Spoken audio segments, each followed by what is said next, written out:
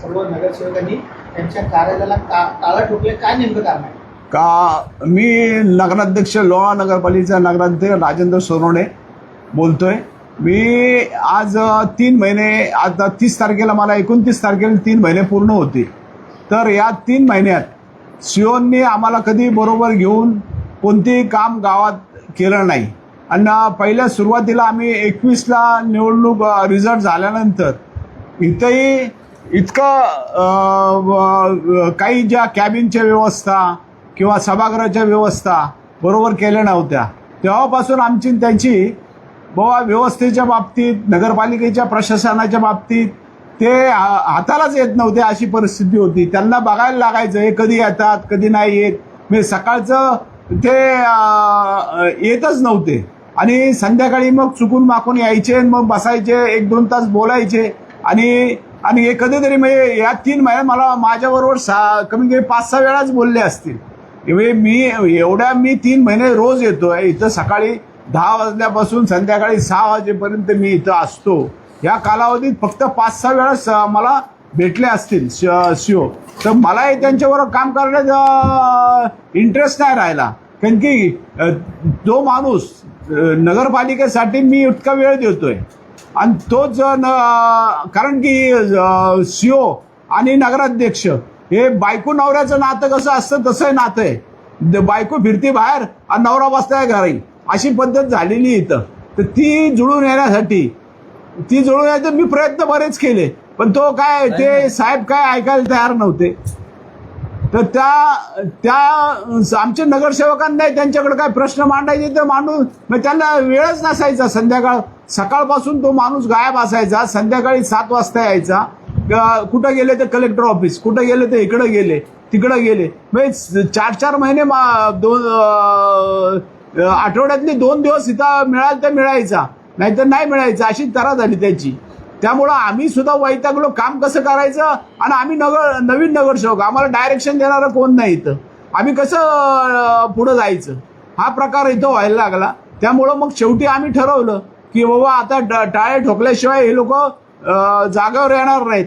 म्हणून आम्ही टाळे ठोकण्याचा प्रयत्न केलाय. हे आंदोलन आम्ही उभं केलेलं आहे. अतिशय आक्रमक भूमिका आहे तुमची. पुढचं पाऊल काय असणार आहे? या पुढचं पाऊल आता आमचे सगळं नगरसेवकांची सकाळी बैठक झाली. सगळे नगरसेवक 22-23 आम्ही आलो होतो. सगळी चर्चा झाली. त्यानंतर आता बघू सीओ काय म्हणतात. परत आमचे आमदार साहेब अण्णा शेळके साहेब ते काय म्हणतात त्याबरोबर त्यांनी जर घडून दिलं व्यवस्थित सामंजस्याने, ते राहायला तयार असतील तर आमचे नाही कुणाबरोबरही काम करायची तयारी आहे आमची. आम्हाला हे पाहिजे ते पाहिजे हा गोष्ट नाही. याच्यामध्ये देणा घेण्याचं कोणतंही राजकारण नाही. याच्यामध्ये सीओनी आमच्या बरोबर राहून काम केलं पाहिजे. आज आम्ही लोणावळ्यातल्या सगळ्या प्रॉपर्ट्या बघायचं म्हटलं तरी आम्हाला कोण दाखवायला तयार नाहीत प्रॉपर्ट्या. बाबा ह्या आपल्या नगरपालिकेच्या प्रॉपर्ट्या, हे आपलं गार्डन आहे, हे आपलं ही व्यवस्था आहे. हे आपण नवीन आलेला सुनेला कसं दाखवतो, बाबा हे घर आहे तुझं, ही भांडी इथं ठेवली, सासू कशी दाखवते, ही चहाची पत्ती इथं ठेवली, तसं काहीच प्रकार नाही. येऊन मग काम कसं करायचं? मग निवडून आलोय, लोकांनी निवडून दिलंय आम्हाला आणि त्यांना दुत्कारल्यासारखं करायचं असा प्रकार इथं चालू झालेला आहे. तर माझं मत आहे शासनाने यांच्यावर एक जरब बसवावी, कलेक्टरांनी जरब बसवावी, नगर मंत्रालयाने याच्याबद्दल विचार करावा असं माझं आव्हान आहे. पण सर डायरेक्ट तुम्ही टाळ्याच लावलं त्यांच्या ऑफिसला. ते सरकारी माणसं आहे, सरकारी माणसाच्या ऑफिसला टाळ्या लावणं किती मोठा गुन्हा आहे. पण तुम्ही गुन्हा केलाय? नाही, आम्ही गुन्हा नाही, आंदोलन केलेलं. गुन्हा केलेलं नाही, आंदोलन. उद्या तिथं काही चोरी झाली तर कोण जबाबदार? ते उघडा दरवाजा ठेवून जातात, लाखो रुपयाचे त्यांचे कागदपत्र देतात, ते चोरी गेले. त्यासाठी आम्ही चावी आमच्या खिशात ठेवली. अध्यक्ष म्हणून मी माझ्या खिशात ठेवली. मी काय सभासदांकडे दिलेली नाही चावी. तुम्ही स्वतः एक जबाबदार पदावर आहात आणि हे असं थेट टाळं लावणं हे कितपत योग्य आहे? नाही, हे अयोग्यच आहे. मी कुठं म्हणतो योग्य आहे, पण याला कारण काय? हे जनजागृती करणं जरुरीच झालंय. आम्ही काम नाही करत असं पुढे प्रचार होईल. सीओ आता ही दोन्ही चाक आहेत, नगराध्यक्ष आणि सीओ. यांच्या सह्या झाल्याशिवाय चेक किंवा काही कागदपत्र बाहेर पडत नाही. हे तुम्हाला ही वस्तुस्थिती माहिती आहे. मग हे जर नसल होत तर काय करायला पाहिजे हे तुम्ही सांगा. पत्रकार म्हणून तुम्ही सांगावं मला. तुम्ही लोकांमधून निवडून आलेले आहे. हो. तुम्ही म्हणता की सीओ आम्हाला लोणावळ्याची प्रॉपर्टी दाखवत नाही किंवा काय जे काय आहे. सहकार्य करत नाही आमचं महत्वाचं. लोकप्रतिनिधी जेव्हा निवडून येतो तेव्हा त्याची जबाबदारी असते. आपल्या नगरपालिका क्षेत्रामध्ये आपली लोकसंख्या किती आहे, हो. आपल्याला पाणी किती लागतंय, आपल्याला काय आवश्यक आहे ते, ह्याचा पूर्वी तुम्हाला अभ्यास नव्हता. मला पूर्वीपासून माझ्या घरात आहे ना नगरसेवक होते, नगराध्यक्ष होते, सर्व मी 35 वर्ष राजकारण जवळून बघितलेले. मला सर्व तो आढावा सर्व आहे, नाही असं नाही. पण आज माझ्याबरोबर 27 नगरसेवक, माझ्याबरोबर 30 नगरसेवक आहे. तुम्ही त्यांना हे द्यायची जरूर नव्हती का? त्यांना सांगणं जरूर होतं 30 नगरसेवक. त्यांना कसं मी इतक्या लोकांना मी कसं झेलणार? आज 3 महिने मी एकटा झेलतोय सगळ्यांना. एका प्रशासकीय अधिकाऱ्याला त्याचे काम करण्यापासून वंचित ठेवणं, त्याच्या दालनाला टाळा मारणं, हा लोकशाहीमध्ये गुन्हा दाखल होत नाही का? गुन्हा नाहीये तो. आमच्या दृष्टीने गुन्हा नाहीये, कारण की आम्ही त्याला समज देण्यासाठी हा गुन्हा केलेला आहे. गुन्हा म्हणत नाही मी, हे समज देण्यासाठी असलेलं पाऊल आहे. निश्चित कर्मचारी आहे, राज्य शासन असेल, नगरविकास असेल, हे त्यांच्यावरती कंट्रोल ठेवतात. त्यांच्यावर कंट्रोल ठेवणं किंवा त्यांना शिक्षा देणं हा तुमचा अधिकार नाही.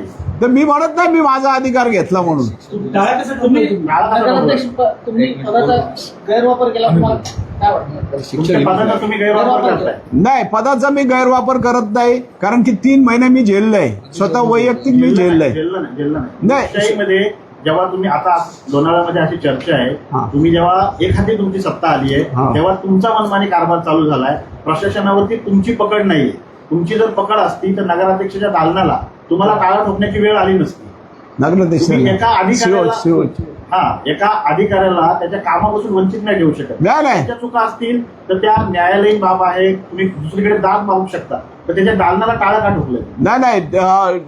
टाळ्या ठोकायची परिस्थिती आले. मी त्याच्याबरोबर कमीत कमी 2 ते 3 वेळा 4 वेळा सांगितलं, तू बरोबर आमच्या बरोबर चाल, आमचे प्रश्न समजून घे, आमच्याबरोबर चल, प्रत्येक प्रॉपर्टी बघ, काय त्याचं कमी जास्त झालंय ते बघ, दाखव. पत्रव्यवहार केलेला आहे का सीओ कडून? काही सूचना व्यतिरिक्त आम्ही त्यांना स्वतः सूचना दिली. परत आमदारांनाही सांगितलं असं असं करतोय. तोंडी सूचना व्यतिरिक्त काही पत्रव्यवहार तुम्ही प्रशासनाला काय केलेलं आहे? आम्ही आता आज आम्ही जिल्हाधिकारी आणि नगरविकास खात्याला पत्र लिहितोय यावर. आमदारांनी सांगितलं की तुम्हाला त्याच्या टाळ्या लावून त्यांच्या ऑफिसला? आमदारांनी आम्हाला सांगितलं की आज जर काम करत नसेल तर त्याच्यावर तुम्ही ऍक्शन घ्या म्हणून.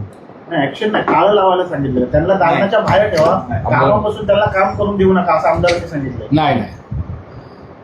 आमदार कशाला सांगतील? आता त्रास आम्हाला होतोय ना. त्रास होते ना.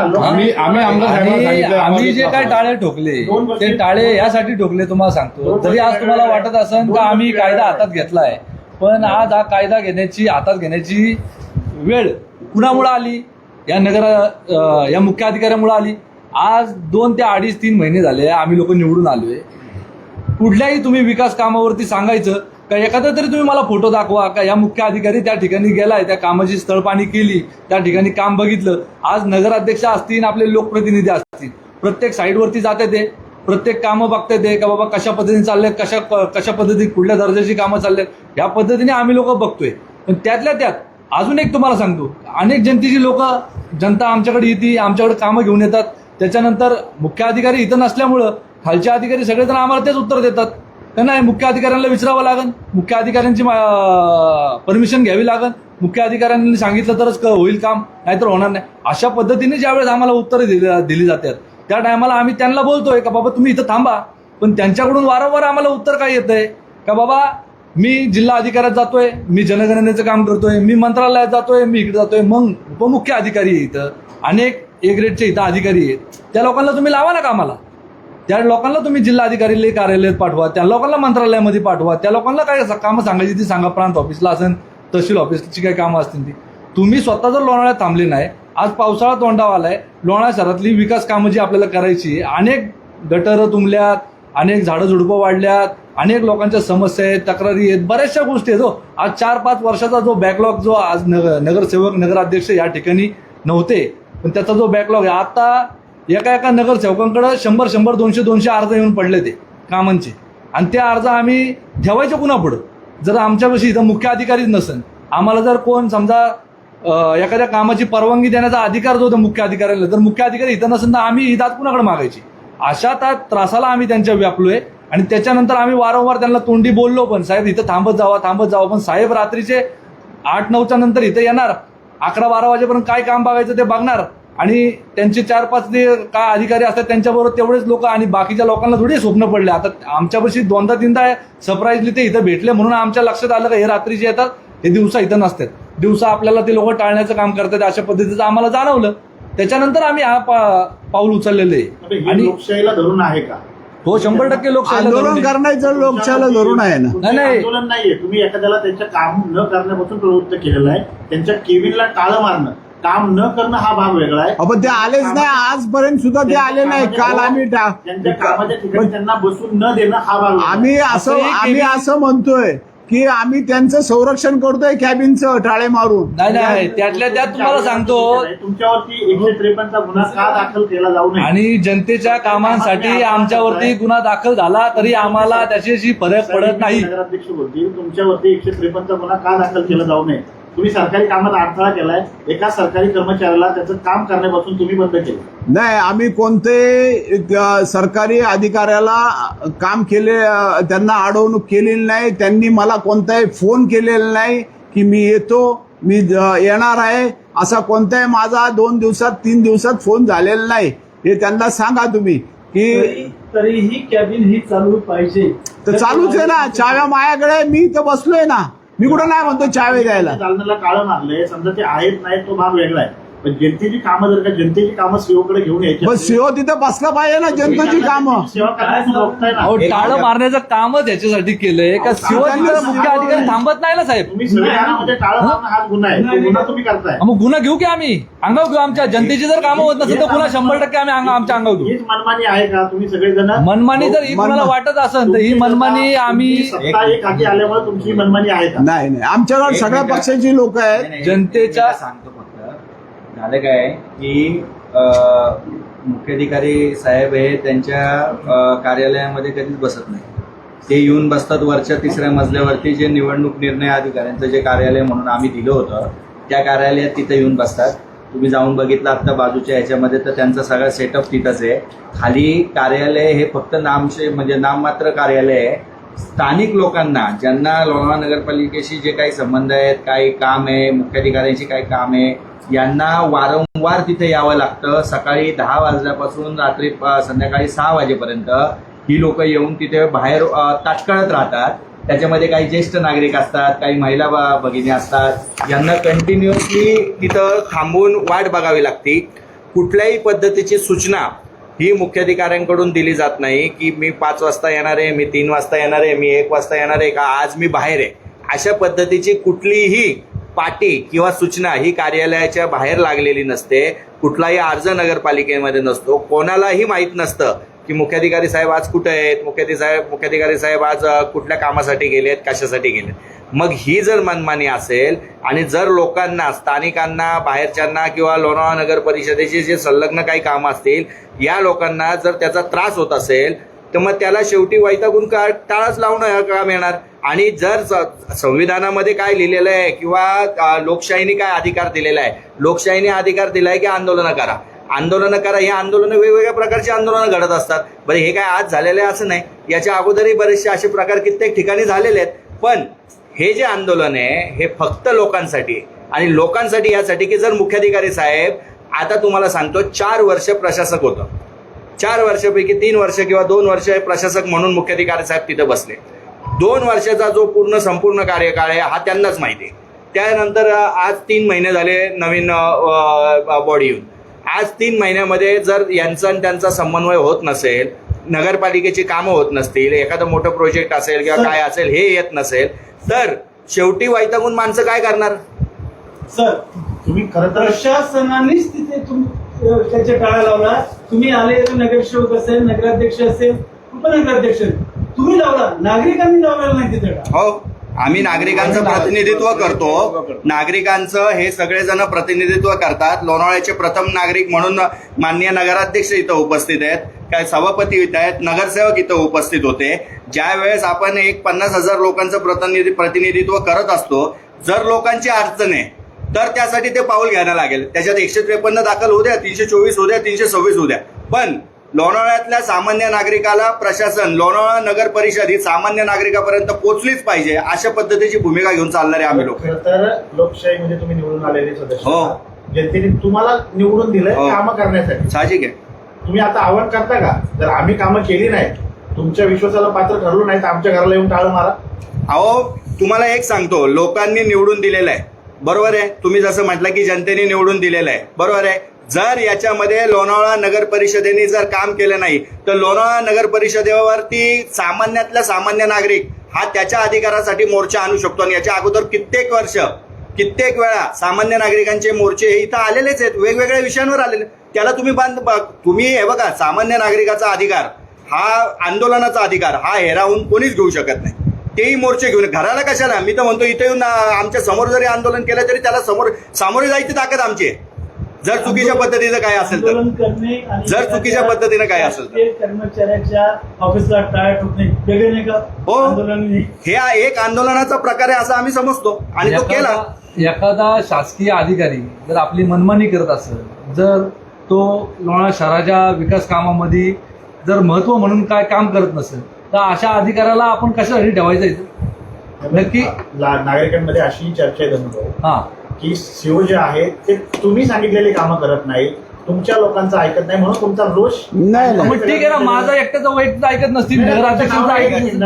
नगरसेवकांचं. हा नगरसेवकांचं ऐकत अहो, नगरसेवकांना भेटलेच पाहिजे ना, भेटतच नाही. हे सीओ तर भेटले पाहिजे का नाही? ऐकणार तुम्ही? त्यांनी ऐकणार कोणाच होते नाही, ते भेटत नाही. आज मी नगराध्यक्ष म्हणून त्यांच्याकडून लोकांनी कामं करून घेतोय लोकांकडून. आज जे 4-5 हजार लोकांनी समजा आम्हाला त्यांचं अगदी शेवटाकडे नगराध्यक्ष साहेब, हा. आता तुमची बायको नांदत नाही म्हणताय किंवा जे काय हा. तुमच्या शब्दामध्ये होतं, आता कोण मध्यस्थी करताय तुम्हाला परत आणायला आणि काय होणार आहे त्याच्या शेवट काय? शेवट आता बघू कसं काय होतंय ते. बाकी आता आम्ही कामं तर आणून असतील ना. कामं तर आणणार ना. आता 2 दिवस सुट्टी. अशी 3 महिने कामं आणले ते असूनही होत नव्हती. आज अजून 2 दिवसांनी काय फरक पडला? नाही, आमचं मत आहे सीओने इथं थांबून आमच्या नगरसेवकांच्या जे काही समस्या असतील त्या पाहाव्यात, बरोबर नागरिक येतात त्यांच्या समस्या पाहाव्यात, ही आमची अपेक्षा आहे. आणि छोटी अपेक्षा आहे, मोठी काही नाही. त्यांचं काम आहे, त्यांनी करावं नाही इथं बसून. उठसूट जा पुण्याला, जा इकडं, जा तिकडं. त्यांनी या गोष्टींना शुक्रवारपासून आज सोमवार 4 दिवस झाले. 4 दिवसात त्यांनी काही प्रयत्न केला नाही किंवा तुमच्या अडचणी काय येऊन भेटून बसून त्या सॉल्व्ह करता येतील असं त्यांचं काही काम नाही ना, त्यांचंही काम आहे ना यायचं. या चर्चा करायची, आंदोलनामध्ये आम्हीच आमचा करायची. कुठलाही नगरसेवक, नगराध्यक्ष, उपनगराध्यक्ष यांचा स्वतःचा कुठलाही स्वार्थ नाहीये. आम्ही सर्वजण आपल्या आपल्या विभागाचं प्रतिनिधित्व करतोय. नगराध्यक्ष अख्ख्या लोणावळ्याचं प्रतिनिधित्व करतात. फक्त आमचं एकच म्हणणं आहे, जे काम चीफ ऑफिसरचं आहे, आमच्या सर्वांच्या खांद्याला खांदा लावून लोणावळ्याचा विकास काढणं, लोणावळ्याच्या अडचणी सोडवणं, ज्या गोष्टी होत नाही त्या गोष्टी त्यांनी करावा. त्यासाठी आम्ही आमचं त्यांना विनंती केल्या, त्यांना आम्ही अनेक वेळा त्यांना भेटून त्याला कामच्या तक्रारी केल्या, पण जर त्याचे उत्तरं लोकांना भेटले नाही आमच्या लोकांना, तर आम्ही शेवटचं एक पाऊल उचललेलं पाहिजे. साहेब, त्यांच्या विरोधात पहिलं नाही, तिसरं नाही, 4थं आंदोलन आहे. सर्व नगरसेवकांनी एकत्र येत टाळा मारला तरी देखील सीओ साहेब तुम्हाला फोन करत नाही किंवा जा विचारत नाही, तर तुम्हाला असं वाटतं का त्यांच्या डोक्यावर कोणाचा तरी हात आहे? असेल काय, आता आम्हाला तर माहित नाही. आम्हाला माहित नाही तर माहित नाही म्हटलं पाहिजे ना.